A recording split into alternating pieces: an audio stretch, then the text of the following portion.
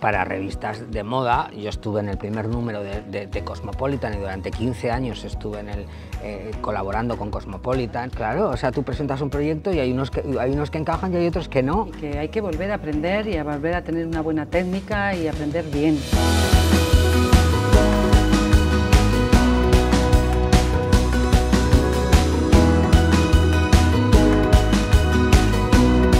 Como ya sabéis, tengo un empeño personal en descubrir a todos los agentes importantes dentro del mundo de la moda, que nos cuenten, conocerles y aprender muchísimo de la gente que se dedica a esto. Hoy tengo el gran placer, de tener como entrevistado a Pedro Usabiaga, que él nos va a ir desvelando cómo ha llegado a esto del mundo de la moda, dentro de que él es el profesional, súper profesional, que también nos vamos a enterar muy bien, de la fotografía. Entonces vamos a saber cómo desde la fotografía ha llegado a ser un gran conocedor de todo lo que es moda y encima no solo conocedor, sino coleccionista y comisario. Así que muchísimas gracias, Pedro, por venir a dejarte entrevistar por mí. Estoy encantado. Tenemos muchas seguidoras y seguidores que quieren conocer todo sobre el mundo de la moda y desde luego tú eres una autoridad.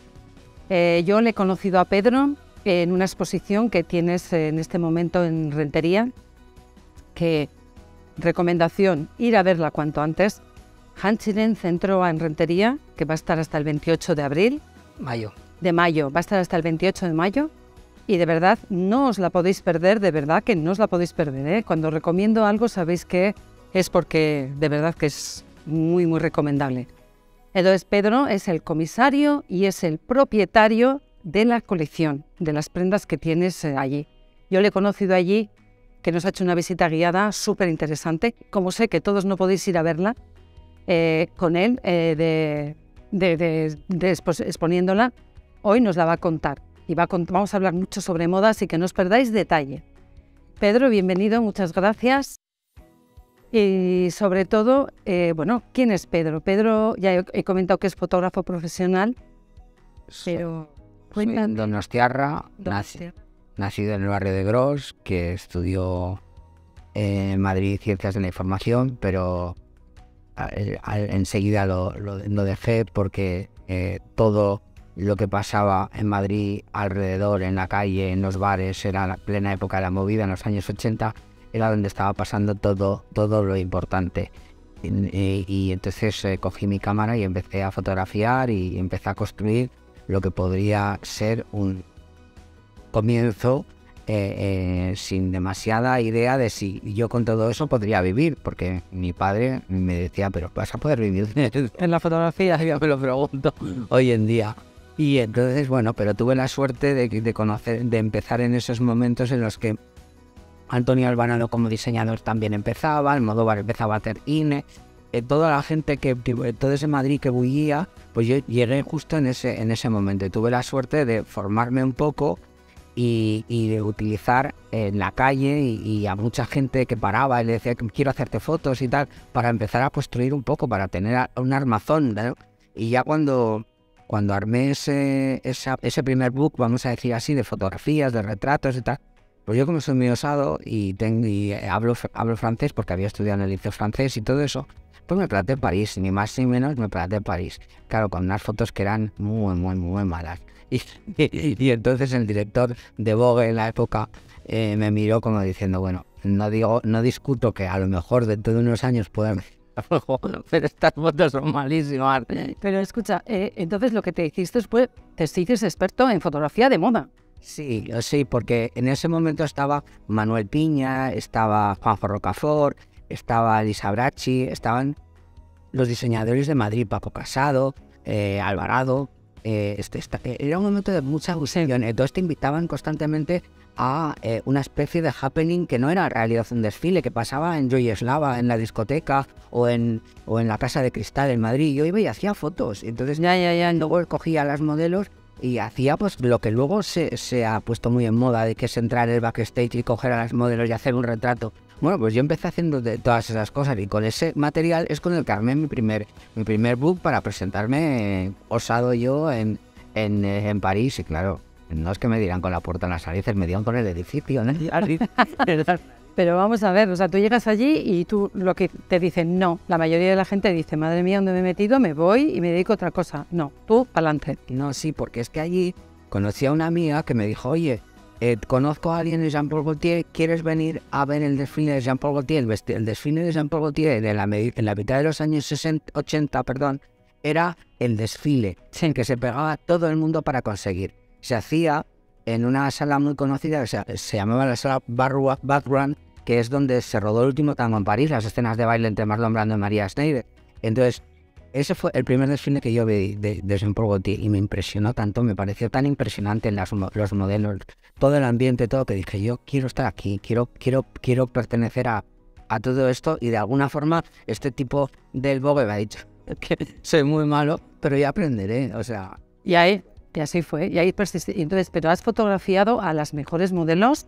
Sí, he fotografiado a muchos modelos y muchos modelos, porque después, ya cuando ya me convertí en, vamos a decir, un poco serio y empecé a trabajar para revistas de moda, yo estuve en el primer número de Cosmopolitan y durante 15 años estuve en colaborando con Cosmopolitan y con revistas que empezaban y la revista Man, pues entonces claro, ya luego me mandaban a hacer reportajes o venían al estudio personajes, modelos y todo eso importante, entonces pero al principio fue muy heavy. Como todos, ¿no? Sí, sí. Con la puerta Sí, todo. con el edificio entero. Pero bueno, esto está bien que lo sepa la gente, porque cuando están empezando a estudiar se creen que salen y que ya se van a comer el mundo y al primer no se vienen abajo, y es que no, aquí estamos los que... Eso sí que yo noto, por ejemplo, en la gente de hoy en día, que si fuera por los nos y los que nos siguen dando. Y lo que nos... Claro, o sea, tú presentas un proyecto y hay unos que encajan y otros que no, y eso no te hace que dejes de ser, de persistir y de intentar hacer un trabajo. Pero claro, es verdad que hay que tomárselo con un poco de tranquilidad, porque veo que hay gente joven que le dicen una vez que no y ya te he visto, o sea... Eso es un mensaje importante que yo quiero transmitir a mis alumnas y a la gente que trabaja conmigo, porque es así. ¿Cuántas veces, verdad? Yo, por ejemplo, siempre lo he contado. Yo he tenido la idea, he ido bien, luego te va mal, luego te va bien, luego te subes, bajas. Es que una profesión artística tiene todos esos componentes. Si solamente estuvieras en el top, claro, y solamente hicieras las cosas más maravillosas, y eso es imposible. Tienes que subes, bajas. Y además te voy a decir una cosa. Al final los éxitos y los fracasos se parecen mucho. Quiero decir que yo vengo, o sea, la exposición anterior a la que has mencionado, el Sensaria en Centro A, fue este verano en Javea. Era el 50 aniversario del fallecimiento de Balenciaga, que no falleció técnicamente en Javea porque falleció en Valencia, pero en el las 2 últimas semanas estuvo tranquilamente pasando las vacaciones en Javea. Bueno, sobre eso construimos una exposición con vestidos, con cuadros, con todo. La exposición ha batido récords. Desde que hay cifras, no se recuerda más de 35.000 visitantes en una ciudad de Javea, que es un pequeño pueblecillo turístico. O sea, ha sido... Bueno, pues tú terminas eso, crees que es un gran éxito y tienes que empezar otra vez de cero, porque en la siguiente exposición, ¿qué importa que haya funcionado? O sea, claro, estás constantemente en el alambre. Es que si no triunfas. Es que ese es el triunfo, estar en el alambre. Pero ya llegaremos a Javea. Vamos a pasar ahora. Cuéntame un poco cómo un fotógrafo de moda empieza a coleccionar piezas entre los años 30 y 70, ¿sí? Esa es la idea. ¿Ese es el interés que tú tienes es en esos años o...? Sí. A ver, ¿cómo? Pues también, como casi todas las cosas que me pasan en la vida, un poco por azar, ¿no? En el 2010 me propongo hacer una exposición como comisario, no mostrar mi trabajo de fotógrafo en exposiciones, sino hacer exposiciones sobre otros temas. Y entonces hago una primera que se llama Paseantes de Donostia, y que es el 60 aniversario del Festival de Cine de San Sebastián, y organizo una exposición en la que me busco archivos para encontrar fotos de americanos, de fotógrafos ingleses que han estado en San Sebastián, pero que no son las típicas que vemos en los catálogos del festival. Bueno, y eso me dio muchas ganas de continuar, porque me parecía que era un complemento a mi trabajo de fotógrafo. Y entonces La siguiente fue Balenciaga. Era una exposición que quería hacer el cine y Balenciaga. Vale. Películas que Balenciaga había vestido. Vale, y entonces, bueno, ya que te tengo aquí y es la primera vez que hablo con un comisario, cuéntame para todo el mundo, ¿qué es un comisario? Vale. Está bien esa pregunta porque en realidad hay dos clases de comisarios. Por ejemplo, tú tienes en una fundación unos cuadros maravillosos de pintura del siglo XVIII y contratas a un comisario para que haga una exposición, que es ponerles en orden, hacerlo en orden cronológico, diseñar un título, el texto que acompaña, el catálogo, todo eso. Eso es una parte de un tipo de comisarios. En mi caso es diferente porque soy un comisario artístico, que quiere decir que cojo un tema desde el principio. Tú me dices, María Antonieta, vale, y yo alrededor de María Antonieta construyo una exposición. Desde las fotos de los grabados de la época hasta los vestidos que puedan haber de indumentaria del siglo XVIII, hasta las películas que se han rodado con María Antonieta, construyo con todo eso una exposición, desde el principio hasta el final. O sea que hablo con museos, con prestadores, con coleccionistas de fotografía y voy haciendo la selección de todo eso. O sea que yo presento la exposición, no es un material que ya existe y te dicen nada, hacen comisario. Vale. Yo soy de... Entonces empiezas a buscar todo. Eso conlleva que te tienes que documentar. Eso, y hay una parte del tiempo que estoy documentando una exposición. ¿Cuánto? El tiempo que necesito, a veces es 1 año y medio, a veces son 2, depende el tema en el que me meta, pero lo que hago es construir alrededor de eso quién tiene las piezas, qué museos o qué instituciones o tal. Intento como hacer, a ver, es como si fuera el esqueje de la casa y yo lo intento construir desde el principio. Y entonces, luego también, claro, porque cuando alguien ve una exposición dice, sí, es bonita, son bonitos los vestidos. Ya, pero es que los vestidos no son una serie de sucesión de vestidos unos y otros, tienen que tener una historia, porque si no, no cuentan nada. Claro. ¿Entiendes? Porque eso que dicen a veces de, no, es que dialogan entre ellos, no dialogan si no les construyes un diálogo, ¿eh? Vale, entonces vamos a empezar a ver ya las exposiciones con otros ojos. Ahora ya sabemos que hay una persona detrás, que no han puesto ahí los vestidos porque sí, y hay que ver la colección, la exposición tal y como la tienes tú en mente. Claro. Vale, eso te lleva a ser el que más sabe sobre esa época o sobre ese diseñador. Yo lo que intento es leer primero todo lo que hay publicado de esa persona en redes sociales e intento enterarme un poco de todo. Después contacto con la familia. Por ejemplo, te cuento una exposición concreta. Hace 2 años hice un pequeño homenaje a un gran diseñador, que era Pedro Rodríguez, que era junto con Balenciaga, que había nacido en el mismo año que Balenciaga, eran los 2 grandes de la moda y en nuestro país. Y hice con Pedro Rodríguez una exposición. Y entonces dije, ¿qué voy a hacer en San Sebastián con Pedro Rodríguez? Y dije, la casa de costura de Pedro Rodríguez de San Sebastián estaba en el Paseo de Francia número 2, y ese es el título de la exposición, Paseo de Francia número 2, Pedro Rodríguez. Y entonces dije, voy a hablar con la familia. La familia me dijo, tengo material, tenemos vestidos que te vamos a dejar. Dije, vale, voy a hablar con las modistas. Resulta que todavía había modistas de Pedro Rodríguez. Luego con los prestadores, ¿quién me deja la ropa? Entonces, con todo eso, tú cuando tienes todo, es como un puzzle, vas construyendo y dices, ay, que me falta esto, ay, qué tal. Luego contacté, por ejemplo, con un dibujante, con la viuda de un dibujante de San Sebastián, que había hecho los bocetos de Pedro Rodríguez durante muchos años. Y por primera vez se vieron todos juntos en San Sebastián. Lo vi, la fui a ver. Sé que estuvo en el Cursal. Era pequeña, pero... Era una exposición pequeña porque la casa de San Sebastián era la más pequeña de las 3 casas, pero... porque Pedro Rodríguez tenía San Sebastián, Barcelona y Madrid. Igual que Valenciaga.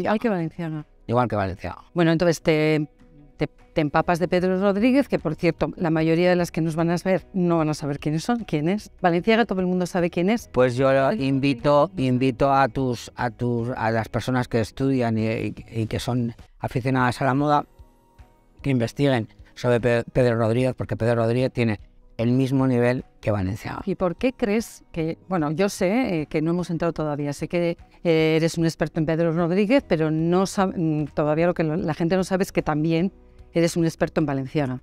¿Llevas cuántos años estudiando a Valenciaga? Pues empecé en el 2011 para preparar esa exposición de la que se sabía muy poco. Se sabía que Valenciaga había hecho algunos trajes para algunas películas, pero no estaba muy claro si eran las actrices que los antes proponían sacarlos, en fin, todos. Entonces yo empecé a preparar esa exposición y ahí me empezó a interesar la obra de Balenciaga. Y que no es que fuera ajeno a la obra de Balenciaga, pero no de la forma más estudiosa, ¿no? Y leí y viajé y vi las exposiciones que se hacían y me interesó mucho y hablé con muchas personas que todavía vivían y que han ido falleciendo a lo largo de todos estos años. O sea que llevo como 12 años. 12 años. Claro, a Balenciaga. Y bueno, entonces así construí una imagen, mi imagen paralela sobre Balenciaga, que muchas veces no tiene mucho que ver con lo que se ha contado hasta ahora. Vale, pues ahora nos vas a contar cuál es tu imagen paralela. Quiero que me cuentes, una pregunta que me viene a la cabeza es, ¿por qué crees que Pedro Rodríguez no ha tenido esa repercusión, la misma repercusión? Bueno, pues esa es una pregunta muy fácil. Si preguntaras por qué Paul Newman ha borrado a todos los actores de la galaxia, tendrían la respuesta. Porque Paul Newman porque es guapo, pero sí, Balenciaga no. No, pero porque era además un grandísimo actor. Entonces claro, porque hay alguien que hace sombra al resto y la figura de Balenciaga era muy alargada y muy importante, y hizo un poco de sombra a la del resto de diseñadores, que es un poco lo que yo intento poner en solfa en la exposición que estoy haciendo en este momento.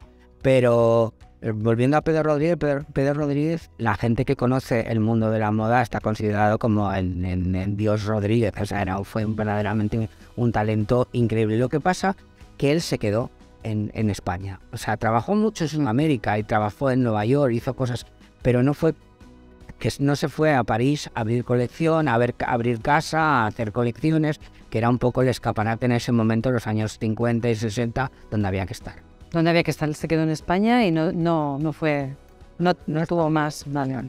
Ese fue el motivo, claro. Sí. Bueno, entonces, ya un poco de cultura de la moda. Los coetáneos con Balenciaga, Pedro Rodríguez, cuéntame quién más en aquella época. Bueno, el siguiente a Balenciaga era Rodríguez. Y después estaba Asunción Bastida, que era los que pertenecían a una cosa que habían copiado de París, que era la cooperativa de la moda. En Francia era la Chambre Syndicale de Haute Couture, y aquí hicieron la cámara de los diseñadores. Entonces estaban los catalanes, porque claro, tener toda la industria y todas las telas y toda esa tradición que tienen en Cataluña, estaban dos marcas catalanas que son muy importantes, que son Santa Eulalia y El Dique Flotante, pero que hacían alta costura, o sea, no hacían... Y luego estaba Asunción Bastida, el logo posterior fue de Carmen Mir, y en Madrid, pues en Madrid estaba Flora Villarreal, que era extraordinaria, que era una modista extraordinaria, la cual Balenciaga admiraba muchísimo, que era de una exquisitez increíble, y sus vestidos de novia son de volverte locos. Flora Villarreal. Natalio Bernabeu posterior, y bueno, pues luego ya llegaron Pertegaz y Elio Benhayer ya en los años 60, Benhayer en los 60, que para mí también es otro de los grandes desconocidos, porque Elio Benhayer es exquisito y es un gran diseñador, y no sé por qué ha quedado siempre ensombrecido por otros, pero le llegará el momento porque Elio Benhayer, aunque es muy conocido y todo, pero creo que tiene tanta importancia y tanto talento que yo creo que al final acabará siendo considerado uno de los grandes de la moda. Entonces, eso es un poco el dibujo, ¿no? Claro, son gente que, bueno, a mí sí me suenan, porque yo también me fui a Barcelona a estudiar, tú te fuiste a Madrid, yo me fui a Barcelona en los 80 a estudiar moda. Entonces, todos estos estaban ahí súper... Sí. Pero sí es verdad que se han venido abajo y es... Porque vamos a ver, cuando muere Franco en el año 75 y empieza otro periodo de la historia, y ya unimos con lo que yo te he contado de la movida de los 80, todo eso era la moda antigua. Nadie quería hablar de eso, era la moda antigua. Lo que quería la gente era hablar de Manuel Piña, de Antonio Alvarado, de todos los que estaban en ese momento creando moda. Y los otros, claro, ahí sobrevivió Balenciaga, porque Balenciaga era el genio. Pero los demás quedaron un poco como relegados y en el olvido. Pero ¿no será también que ellos no se supieron adaptar al prêt-à-porter? Hubo quien se adaptó.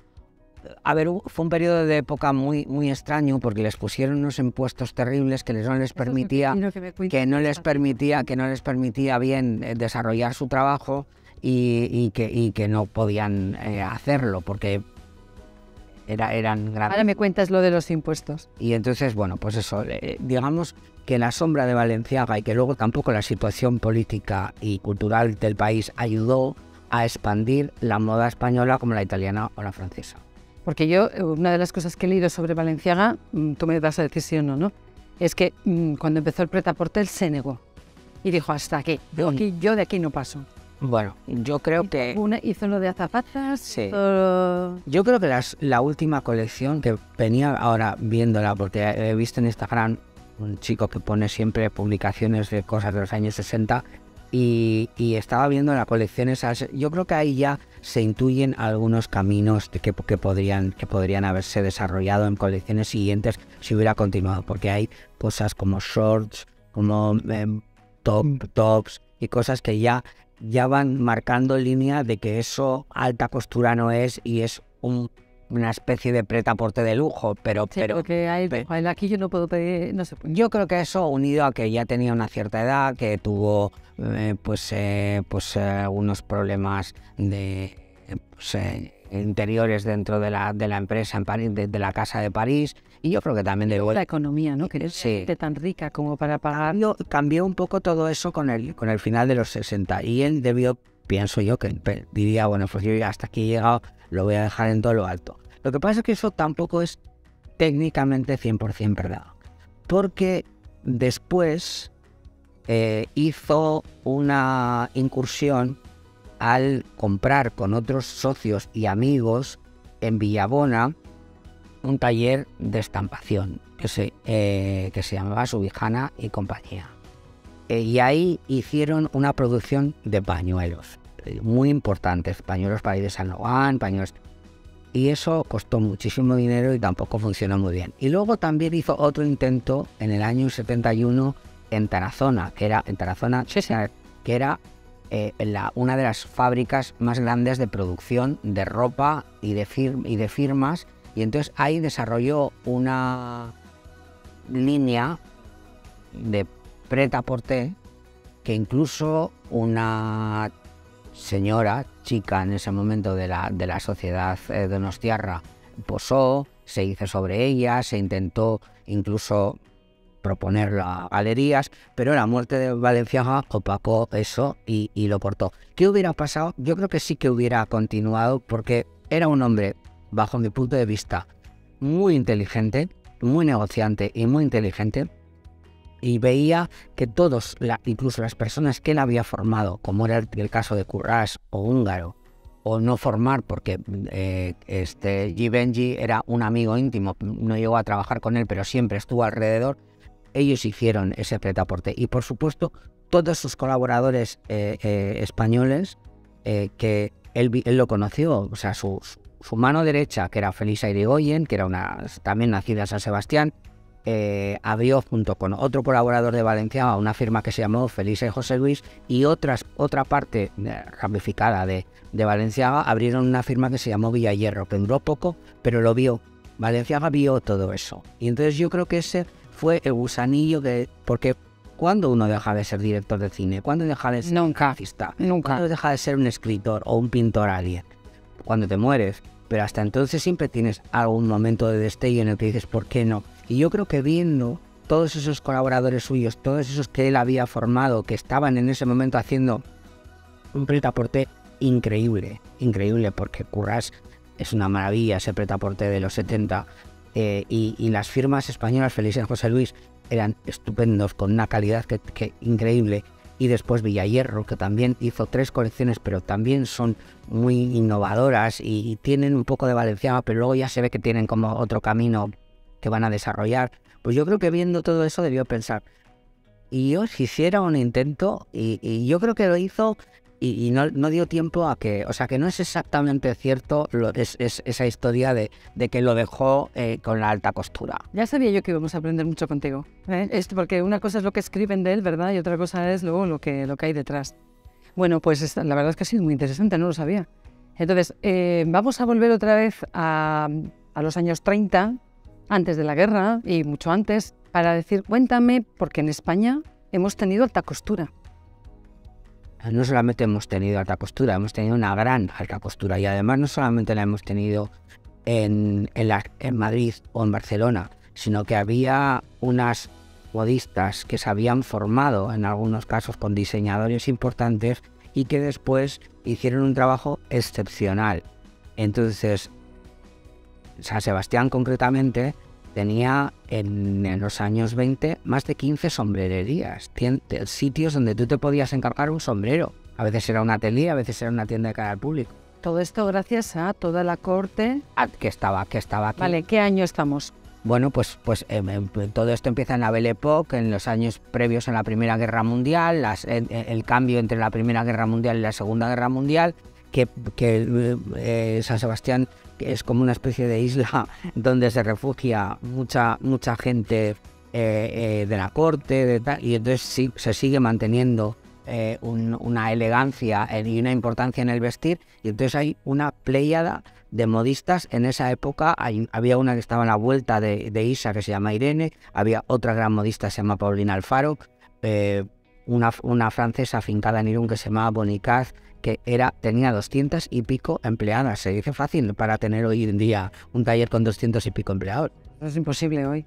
Eso es imposible. Que también ahí fue cuando empezó, que estaba la madre de Valenciaga, cosía para la marquesa. Sí, para la marquesa de Casas Torres, y ahí fue cuando cuentan que Valenciaga, viendo a su madre, y le sugirió que él también le podría hacer un vestido de un diseñador que se llama de Kroll, y hizo ese vestido, y ella le hizo un poco de mecenas y fue la que le dijo: vete a San Sebastián, empieza en este taller, y después algo también en Burdeos, que no está muy concreto exactamente qué es lo que hizo, y iba y compraba para las marcas, para las tiendas estas de San Sebastián, las colecciones en París, y ahí se fue. Y entonces teníamos nosotros aquí en España, había muy buenos modistas, muy buenas modistas, que se parece que siempre hablamos de modistos. No, modistas muy buenas, y hay que reivindicarlas, porque el propio Valenciaga conocía el trabajo de todas ellas, y de ahí es su colaboración con Felisa Irigoyen, que luego es la mano derecha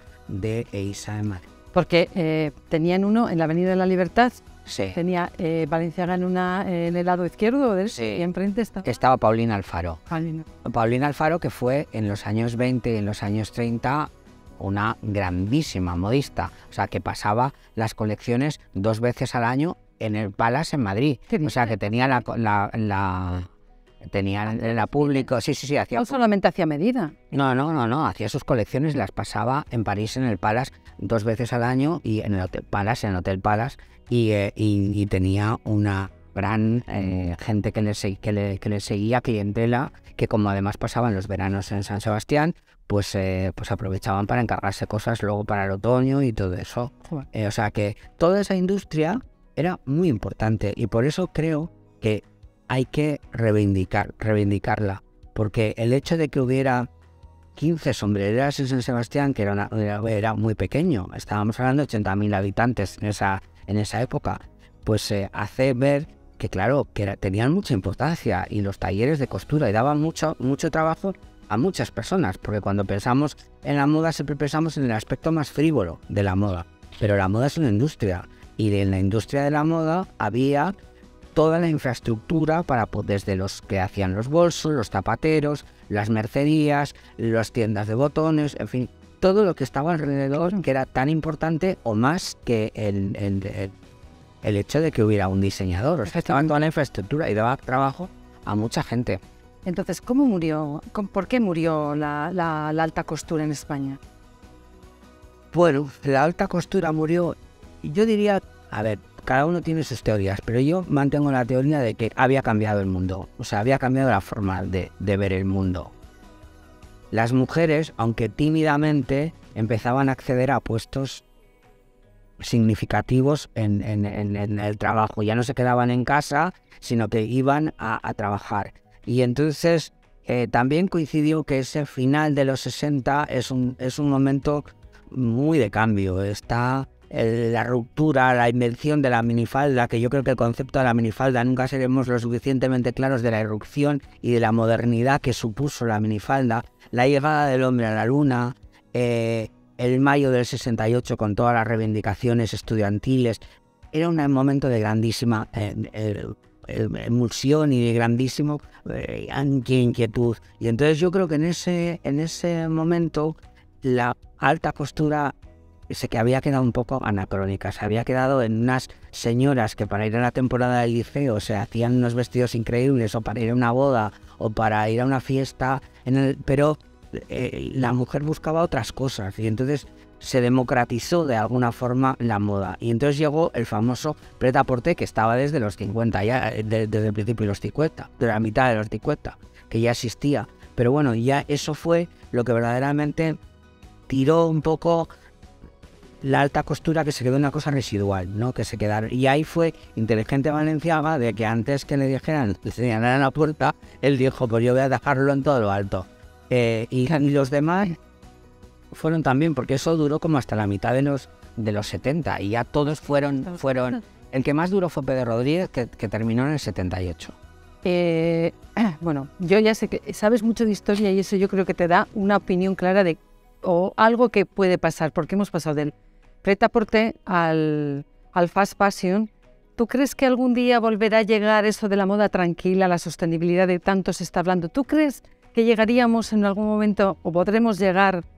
¿Qué intuición tienes? Porque esto es el futuro y ya sé que no tienes una bola de... A ver, pero yo es que lo de la sostenibilidad me la creo poco, ¿eh? O sea, me la creo poco, no porque no me parezca importante, sino porque creo que cuando dicen, no, esto está hecho, sí, pero a ver, esto cuesta 15 euros porque está hecho en India, en unos almacenes ahí, con la gente que se deja hasta las pestañas, 27 en una habitación, y para que tú puedas cambiarte 27 veces esta temporada y te puedas comprar 40 cosas en vez de una de tal. O sea que...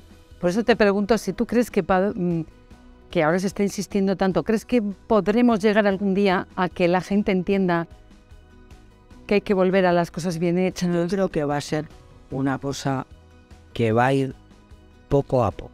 O sea, no se va a cambiar eso. No. Pero yo creo que si tú, para ir a trabajar, pues te puedes comprar un traje de chaqueta o unos vaqueros o un polo o una blusa o un vestido para que sea de usar y tirar, vamos a decir así, bueno, eso continuará, pero después yo creo que volverá, porque está volviendo todo, y eso también volverá, en el que digas, a ver, yo tengo el día 14 una fiesta que voy a ir y quiero arreglarme, y voy a buscar comprarme una tela bonita y voy a llevar a una modista para hacerme un vestido que sea diferente al que lleven todo el resto de las invitadas de la fiesta. Yo creo que igual podríamos llegar a un término medio de esas dos cosas, que sí, por supuesto, que la moda sea sostenible, que sea consecuente, que no estemos todo el rato comprando 27 cosas que no sirven para nada, simplemente vas y porque son compras para ver si te las pones y después las coges en septiembre y las tiras todas, igual es mejor. Yo creo que todo eso hay que regularlo en la cabeza. En la cabeza. Pero yo creo que sí, porque veo yo que cada vez más la gente empieza a apreciar lo que son las cosas bien hechas. Bien hechas, ¿no? Es que ojalá aciertes y volvamos otra vez a tener un poco de sentido. Creo que será una cosa intermedia. Bueno, a ver si es verdad. Pero bueno, eso era un inciso que te quería hablar del futuro. Volvemos a la historia. Me estabas hablando al principio que a los modistas les impusieron muchísimos impuestos. ¿Qué era eso? A ver, cuando empezaron en los años 50, estos modistas que hablábamos, Pedro Rodríguez, Asunción Bastida, todo Pertegaz, todos estos grandes modistas, a tener un público fuera, pequeño, pero tenían grandes almacenes en Nueva York que les compraban colecciones, Dallas, en Japón, en Sudamérica, tenían su pequeña infraestructura. Entonces el gobierno vio que eso podía ser una forma de blanquear un poco la imagen de un país siniestro y oprimido y con una dictadura.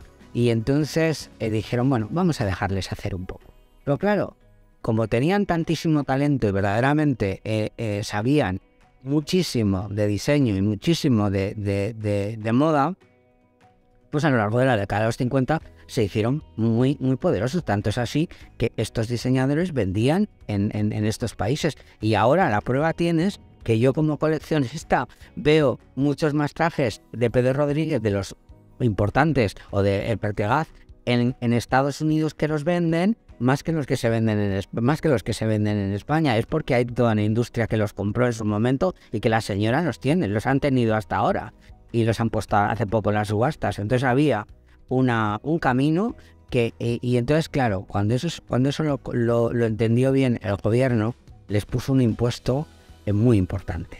Un impuesto que había que trabajar mucho para pagar 1.200.000 pesetas al principio.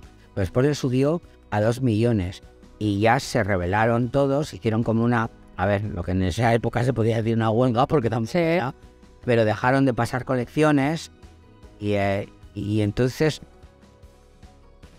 ese segundo impuesto del lujo les pegó como un hachazo final, porque fue el que verdaderamente fueran encadenando uno a otro, cerrando todas las casas de costura, que se cierran entre el 72, 74, 76, y ya te contaba antes que Pedro Rodríguez en el 78. Vale. Pues bueno, yo creo que esto que hemos estado comentando hasta ahora es un poco para tenerlo en cuenta y que la gente sepa que no es que ahora no haya grandes diseñadores, es que no hay gente que compre. Si no hay gente que compre, no hay gente que pueda, la gente no se puede desarrollar. No puedes hacer ser grandes... Tú eres, perdona que te interrumpa, pues ten en cuenta, no existían las multimarcas, no existían en las tiendas, no vamos a decir los nombres, pero todo el mundo las tiene, todo el mundo en la cabeza. Bien, si tú querías ir a una boda, a una cena, a una fiesta, tenías que encargarte el traje en una modista. Sí. Las modistas tenían muy buen nivel porque muchas se habían formado con Balenciaga, con Pedro Rodríguez y con los grandes diseñadores, porque se trabajaban unos años y después, con la ayuda de su marido, montaban su pequeño atelier y se ponían a coser. Entonces, claro, había una calidad increíble, puesto que había tiendas buenísimas de tejidos, en Barcelona, comprabas el tejido y ibas a la fiesta, la única que iba vestida como tú, era nadie, tú solamente. Y ahora, pues vas a una fiesta y a lo mejor te encuentras 20 igual, por lo menos. Pero bueno, sí que es verdad que se ha perdido el conocimiento. Sí.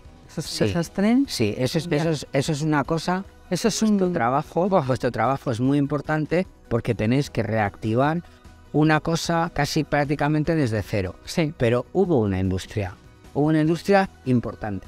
Hubo una industria que ahora mismo están volviendo a querer volver a tener aquí modistas, patronistas, gente que confeccione y no existe. Entonces esto hay que empezar otra vez a arrancar de cero. Y ese conocimiento que se haya perdido, yo me daría contra una pared, pero bueno. Y vamos a dejarlo en que fueron cosas de épocas convulsas y de pasar de una época a otra, ¿no? A ver si es verdad que volvemos a tener ese conocimiento. Entonces tú de repente dices, venga, a mí me encanta este mundo y voy a empezar a ser coleccionista. Y empiezas a cómo consigues los trajes. A ver, es que no fue exactamente así, porque estaba haciendo una de las exposiciones Balenciaga y con una de las señoras que hablé, yo le decía, pero ¿tiene usted fotos? Y tiene usted fotos de tal y tiene fotos. Y a veces tenían y a veces no, porque claro, a ti te parece imposible que alguien haya podido tirar todas esas cosas. Pero a ver, luego te contaré una historia con un vestido de Balenciaga exactamente. Y bueno, pues entonces la señora me dijo, igual te interesan los vestidos. Le dije, ¿pero usted tiene vestidos? Y dice, sí, yo tengo un par de vestidos. Y entonces... ¿De Valenciaga? De Valenciaga, de Isa. No hemos dicho antes que las 3 tiendas en España se llamaban EISA, que era el apellido abreviado de la madre, Isaguirre. Entonces... y bueno, entonces sí que, pues si quieres, uno me lo regalaba, el otro me lo vendía barato. Y entonces me encontré al cabo de un año con una docena de vestidos de aquí, de allá, de acá, y dije, bueno, esto no es una colección, porque, a ver, no son más que 12 piezas así aisladas, pero bueno, voy a intentar darle forma. Y entonces es lo que has comentado antes, que dije, bueno, voy a concentrarme, en vez de diseñadores franceses, voy a defender esta moda de la que estamos hablando y que se hizo en España, en Barcelona, en Madrid, en Valencia, en tal. Y entonces pues lo que he ido buscando y rastreando es donde estaban esas piezas, y a veces era en un rastrillo, a veces estaba tirada en rastro un domingo por la mañana, hecha un churro, un vestido maravilloso que después es una pieza increíble. Y he ido rescatando esas cosas. O sea, que no es una cuestión de dinero, es una cuestión de saber un poco dónde está y lo que puedes hacer con esa pieza y restaurarla también. Yo no soy restaurador, pero darlo a personas que lo pueden restaurar. Voy a dedicar a los rastrillos. Bueno, yo creo que tú y gente como tú ya los tiene todos rastreados. Te voy a decir que hay una de las más grandes vendedoras de moda en el mundo que se llama Kerry Taylor en Londres, que ella dice que todavía en España hay se encuentran grandes chollos buscando los rastros. Y es verdad, yo he encontrado piezas increíbles. ¿Pero con la etiqueta? Sí, todo. Sí, porque hay veces que la señora no sabe... ¿Qué tiene? No, la señora no. Lo que no sabe son los herederos. Los herederos. Que dice, sí. Ha muerto mi abuela. Ya, igual la tía, igual la que ha heredado a eso, dice, ay, pero yo lo que quiero es vender la casa, vaciar la casa y tirar todo esto rápido. Y entonces es verdad que van y pum, tiran todo. Pero a mí eso me gusta lo de madrugar en Madrid o en cualquier sitio donde voy y irme a los rastrillos, mirar. Y de repente he encontrado cosas muy curiosas. Joder.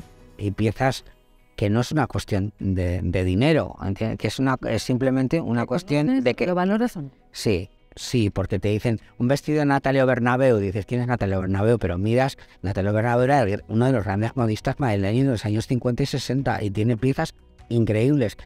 Bueno, pues voy a comprar un vestido. Y entonces la señora a la que le compran dice, oye, que tengo un abrigo también, que era de mi nuera, pero lo he estado usando yo y si quieres también te lo... Ah, bueno, pues vale, pues se lo compro en un pequeño lote. A ver, igual no llega a 100 euros lo que te has gastado, ¿eh? ¿Qué dices? Sí, pero es que hay que saber un poco moverse en ese... A ver, hay cosas que son difíciles y hay otras cosas que son medianamente fáciles. Bueno, pues mira, ¿cuántas piezas tienes? A ver, tengo muchas, pero digamos que de lo que yo considero que es una colección, no sé, habría como 200 o 250, 300. ¿Qué dices? ¿Tienes 300 piezas? ¿Qué piezas te interesan? ¿Entre los años 30 y 70 como...? Sí, me interesa sobre todo 50 y 60. 50 y 60. Son las épocas que me gustan. Entonces, bueno, pues voy...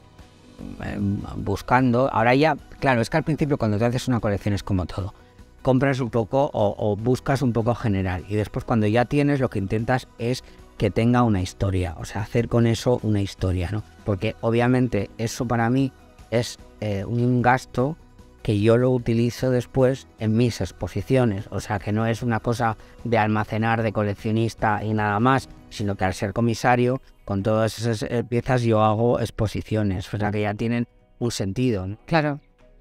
Qué interesante. ¿Cuántas exposiciones has hecho hasta ahora? Pues de moda, dices. Sí. Bueno, de moda llegarán a una docena o una cosa así, más. Ahora mismo está solo la de Rentería. Ahora está la de Rentería, pero estoy en este momento ultimando 2 exposiciones. Te puedo contar sin decirte exactamente porque no están. Una es la historia de un sombrero, la he titulado. Se titula Bajo el ala de un sombrero y es la historia del sombrero en el siglo XX. Ah, qué bueno. ¿Dices sombreros? Sí, pero sombreros y al lado tiene quién es la diseñadora del sombrero y dónde trabajó y cuántos años estuvo ahí y luego dónde fue y luego trabajó con uno y luego trabajó con... La historia de la época a través de los sombreros. Entonces, de las sombrereras parisinas de principio del siglo, con todo eso he montado una exposición. Anda. ¿Y va a ser dónde? Estoy todavía Ultimando porque tengo como 2 propuestas. Y después el siglo de Valenciaga, la exposición esta que he hecho... Eso te lo pregunto. Porque sobre Valenciaga has hecho 3. Sí, pero que han ido a varios sitios, o sea que son como muchas más, porque en la exposición primera que hice del cine estuvo primero en el Museo de Valenciaga, pero después estuvo un año viajando con el Instituto Cervantes por Berlín, después ha estado en La Rioja, después ha estado en Zaragoza, luego hizo una exposición sobre Valenciaga, las artes escénicas, lo que había vestido para el teatro, para la música, y después construí una exposición que se titula El siglo de Valenciaga, que es un repaso al siglo XX y un poco a todo lo que Valenciaga ve cuando empieza cuando ya viene de Guetaria a San Sebastián, las diseñadoras, las modistas que ve, cuando llega a París, en fotografías, con cuadros, es una exposición global, es una exposición que tiene muchas cosas. Entonces esta exposición se hizo en Zaragoza, en el Museo de Arte Contemporáneo en el 2019, después se hizo durante el verano en Bayona, y después llegó el coronavirus y se paró, y estuvo este año pasado en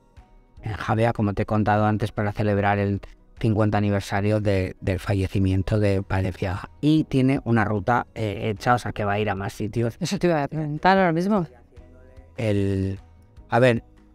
Siempre es muy complicado en que las exposiciones viajen, porque dependen también, no es toda mi colección, es una parte, y luego hay 10 colecciones más de personas que prestan, entonces tienes que coordinar todo eso para que todo el mundo pueda, y los museos te cedan las piezas de pintura que necesitas, en fin, o sea, es una larga colaboración, ¿no? Pero es una exposición que yo creo que todavía tiene unos cuantos puntos que está recorriendo, y estoy también en este momento en ese... O sea, yo lo que hago es arrancar una exposición, como esta que arranqué en enero, y meterme ya a hacerle un poco de viaje a las exposiciones. Entonces, y luego paro y hago un poco de documentación buscando las siguientes. O sea, que es un poco todo mezclado. Tú tienes Instagram. Y en medio de eso hago mis cosas de fotógrafo. Encima eso. Pero tú tienes Instagram donde nos podremos ir informando de todas estas exposiciones. Sí. ¿Dónde las vas a poner? Sí. Nosotros tenemos seguidores en todo el mundo. Sí. Y en España, por supuesto, en toda España. O sea que me imagino que estarán esperando a ver si la trae a Sevilla, a ver si la trae a Galicia. Estamos haciendo... Lo que pasa es que no quiero contar porque basta que cuentes para que se chafe. Entonces pues no quiero contar. Pero sí es verdad que la exposición tiene todavía un largo recorrido, porque es una exposición que se ve fácil, o sea, quiero decir que es de fácil entendimiento, pero es una exposición que yo las intento preparar para que llegue mucha gente y la vea mucha gente desde el lado profesional, desde el lado de la gente que es profana, un poco todo para que sea más abierta al público, ¿no? Pues eso estamos esperando, ¿eh? De momento lo que tienen que hacer, lo vuelvo a repetir, es ir a Rentería, que es un pueblo de Guipúzcoa, muy bien comunicado por todas partes, y que vayan a verlo porque hemos dicho que es hasta el 28 de mayo. 28 de mayo. Y que hay 40 piezas. Hay 40 piezas, sí, que no todas son mías, porque hay algunas que me han prestado el propio museo, algunas prestadoras y prestadores para completarla, para que tuviera un sentido. Porque claro, para mí es muy importante que la exposición no sea simplemente el hecho de que haya 15 vestidos o 20 vestidos. Eso por sí mismo no cuenta una exposición. Una exposición tiene que tener un hilo, invisible, un hilo invisible, que es el que controla un poco toda la historia de la exposición. Entonces hay que entender la historia. Tienes años 30, 40, del 30 al 70. Sí. Se ve perfectamente. Sí, la evolución. Sí. De todos esos vestidos que tienes ahí, trajes, sombreros, complementos, ¿cuál es el que más te gusta? ¿Cuál es el que tú le tienes súper cariño?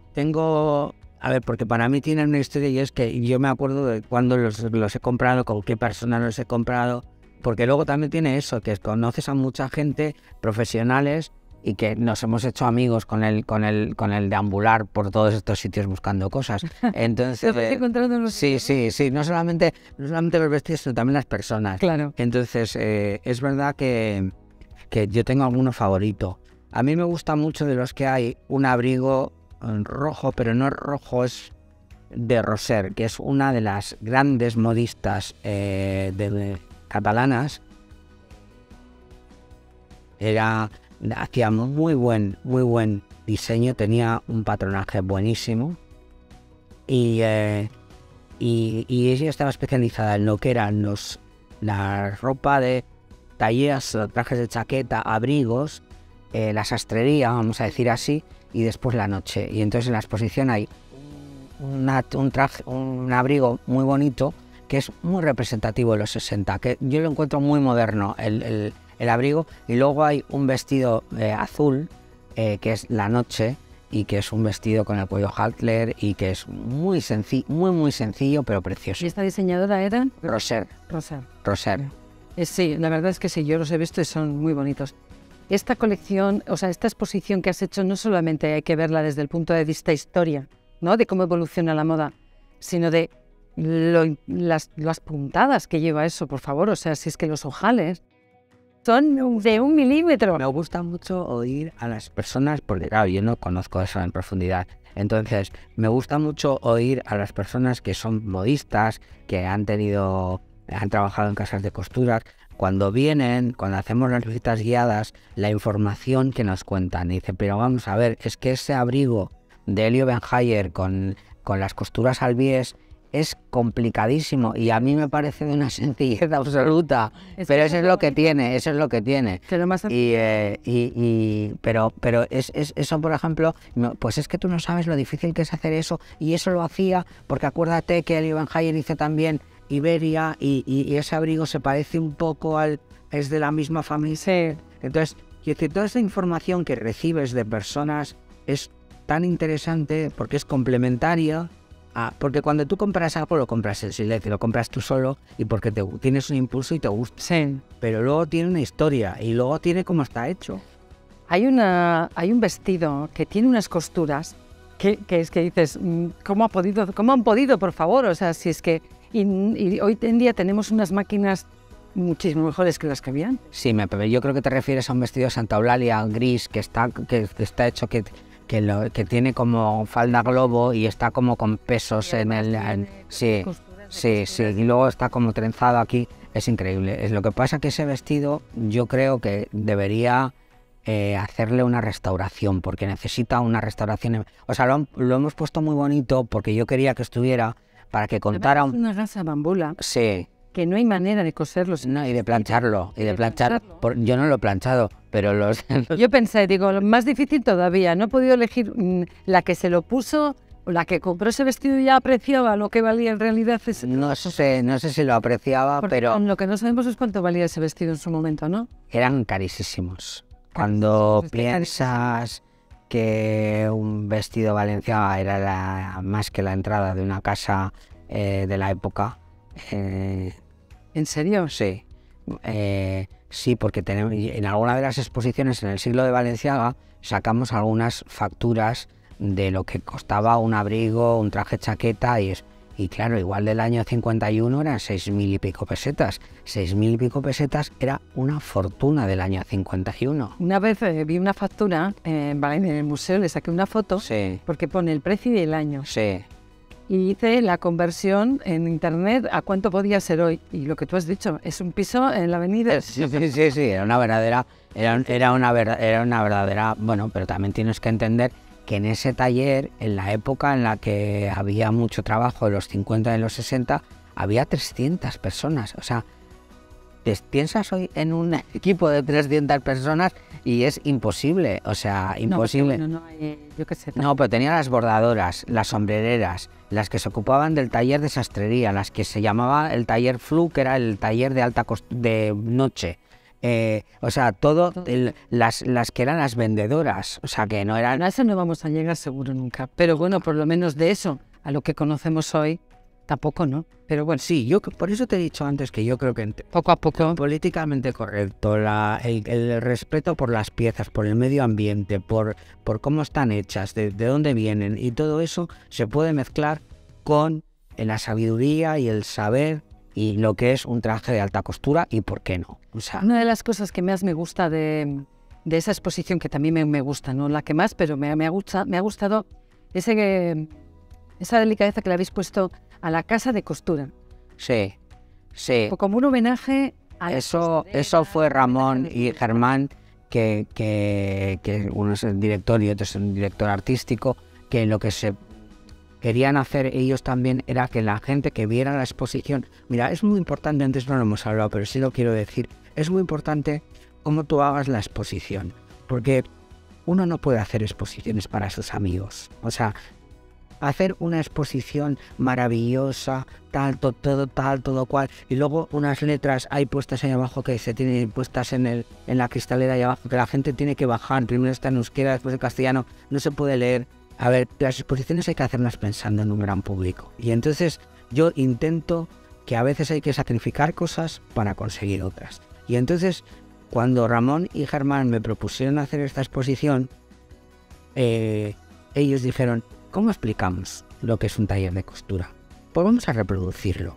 Y eso es muy interesante porque, claro, los que ya saben, las modistas que han trabajado, o tú que estás metida, sabes cómo funciona. Pero los niños que vienen, los chavales que vienen de un colegio a hacer una visita, pues el que vean dónde está la regla, que con esos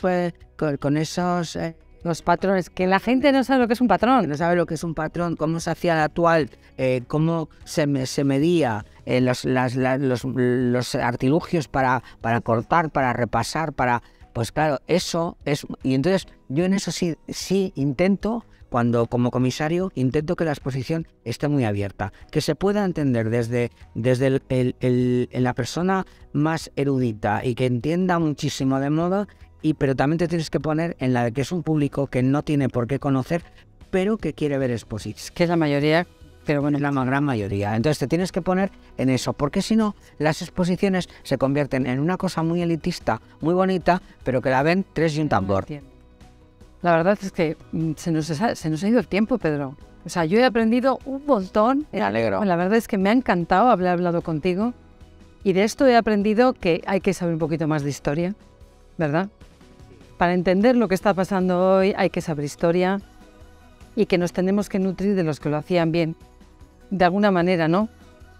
Y no perder y contarlo en exposiciones, cada uno desde su sitio, yo desde el mío, tú desde el tuyo, contar que existió eso, porque eso es una cosa que se debe conocer, que fue así, que existió. Que existió y que hay que volver a aprender y a volver a tener una buena técnica y aprender bien. Y el que quiera volver a aprender a coser, ¿qué cosa? Oí ayer, perdona que te interrumpa, oí ayer a una señora que hablaba de la Semana Santa de Sevilla y de cómo bordaban las mantillas. ¿Lo vistes? Vale, lo decía bien claramente, ya no hay nadie que lo haga. Entonces, ¿qué va a pasar? Pues que ese encaje hecho a mano, decía ella, es que no es lo mismo el hecho a máquina. Entonces, claro, dije, pues es que esto es un poco lo que pasa en... Y además me hizo mucha gracia porque los diseñadores, como no tienen la opción de conseguir esas mantillas, están inventándose otro tipo de cosas. Sí, lo vi. Para sustituir. Es una pena, pero sí, así es. La verdad, muchísimas gracias por habernos dedicado esta hora. Me ha encantado, de verdad me ha encantado. Y he aprendido mucho. Espero que nuestras oyentes, las que nos están viendo, también hayan aprendido. Que nos pregunten lo que quieran, ¿no? A ver qué te podemos... Por supuesto. Te seguimos en Instagram para que nos cuentes dónde haces las siguientes exposiciones para ir a verlas. Sí. Y sobre todo el placer de escucharte presentarlas, que yo creo que si tienen que hacer algo es ver una exposición contigo. Pues te agradezco mucho, Asun. Porque yo verla, guay, pero que te la cuenten. Sí que te la cuenten, es que bueno, es súper... Una historia alrededor de una exposición siempre es más interesante. Bueno, pero ya se la hemos contado. Ahora ya no tienen excusas para poder ir a verla. Y la verdad es que es muy recomendable porque es muy pequeño, pero es muy, muy bonito, ¿eh? Sí, es muy bonito el sitio. A mí me gustó mucho.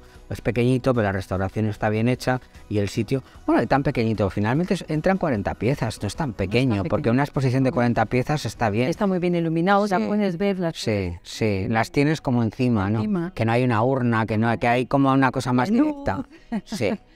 Y la exposición se llama El siglo de oro de la moda. De la alta costura al prêt-à-porter, 1930-1970. Vamos, que todo el mundo que se dedica a esto tiene que conocer la historia. Y yo también a la gente le animo a que lea un poco de historia. Nos has hablado de muchísimos diseñadores que, oye, ¿no? Por eso está Internet.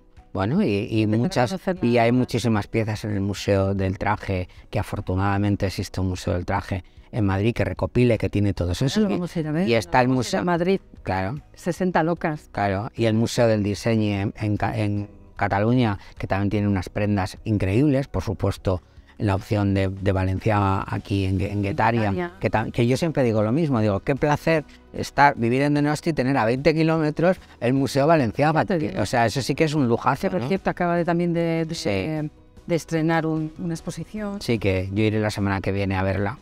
Pues eso, iremos todos. Bueno, de todas formas, pues nada, lo dicho, muchísimas gracias y espero volver a poder entrevistarte cuando quieras. En un momento porque tengas otra exposición y también nos la cuentes.